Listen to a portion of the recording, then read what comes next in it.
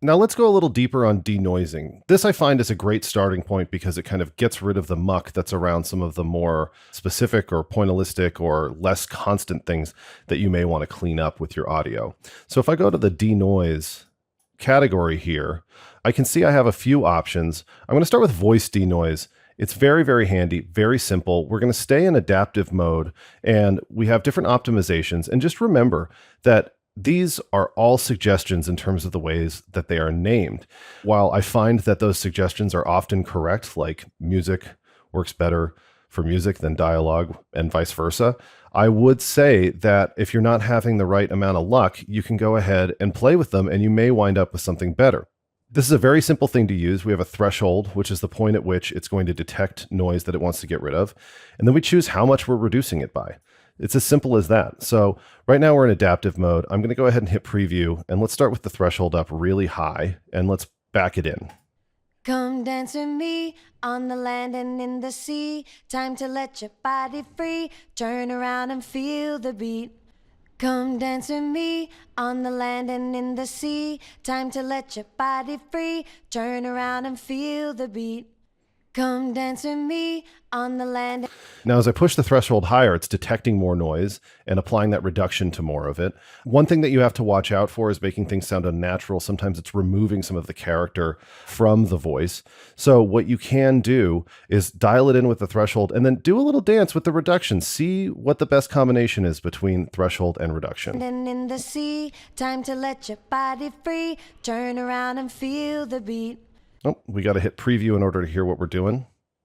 So we're going to go ahead and hit preview. Come dance with me on the land and in the sea. Time to let your body free. Turn around and feel the beat. Come dance with me on the land. That's working really well for me. Just think of the threshold as telling it what you want it to reduce, and the reduction is how much you want it to reduce. Okay? So really it's a dance between those two. If you want to get out of adaptive mode, if it's just not getting it, you can turn that off. You get the option to have the learn button. Select a little area with some noise, perhaps over here. And then you can hit learn. It'll learn that noise profile. And then you can do the same dance with threshold and reduction, play with dialogue and music. The surgical filter does sound really good, but gentle can be good if you're starting to get more artifacts and things like that, or if it's just starting to feel unnatural.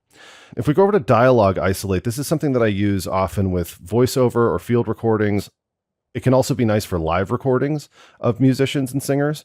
But essentially what we're doing is we're saying, hey, can you listen for things that aren't the voice? We're going to talk about how much to turn that down using the noise gain. And then we can also boost the dialogue a little bit. And again, there can be a little bit of a dance between these two because sometimes boosting the dialogue works better than dropping the noise quite as much. As we work with the sensitivity, we're going to change how it's listening to things and how far it's going to want to push. Ambience preservation is going to keep an ear out for any ambience around the voice in terms of the room and things like that.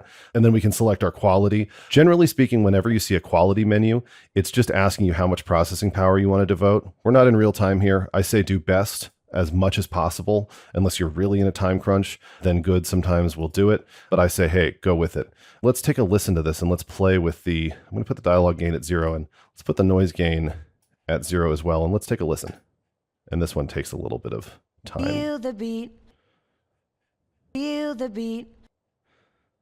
Feel the beat. Pulling the noise down. Feel the beat. Feel the beat.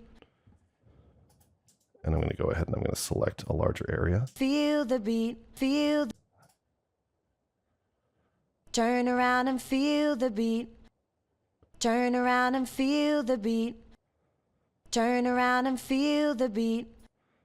Turn around and feel the beat. Turn around and feel the beat. So the reason why I push the dialogue gain a little higher is so that we can make sure that we're hearing this section is the only one that's actually being computed in this preview. We can select the whole thing, but it's going to take a little bit longer to compute that preview. Dialogue isolate isn't necessarily the best choice for this. I would go with dialogue isolate when things are a little more chaotic in terms of the noise in the background. It can be a little bit more ruthless in the way it processes things, so it's not generally my first choice for music.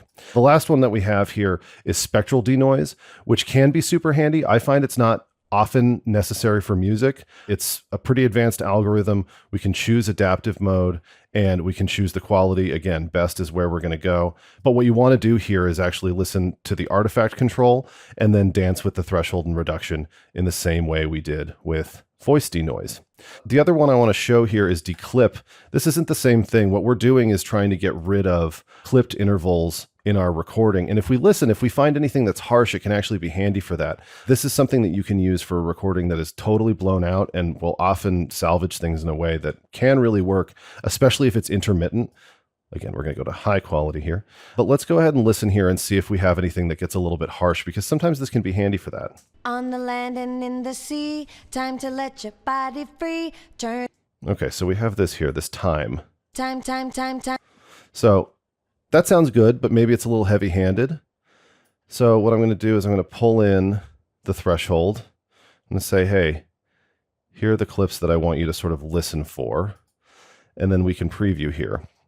In the sea, time to let your body in the sea, time to let your body in the sea, time to let your body in the sea, time to let your body. It's not making a huge difference here because we have a pretty solid recording with an overall uniform level of saturation, but this can be really handy, and it can also have an interesting effect if you really yank it down. We can also use, and this is what I do most often, is just use this suggest button. And if you do have some clipping that you're trying to get rid of, then this is a really good place to start. Again, we also have makeup gain, which can be really handy to just kind of pull things down a little bit and get them sitting right once they're rendered.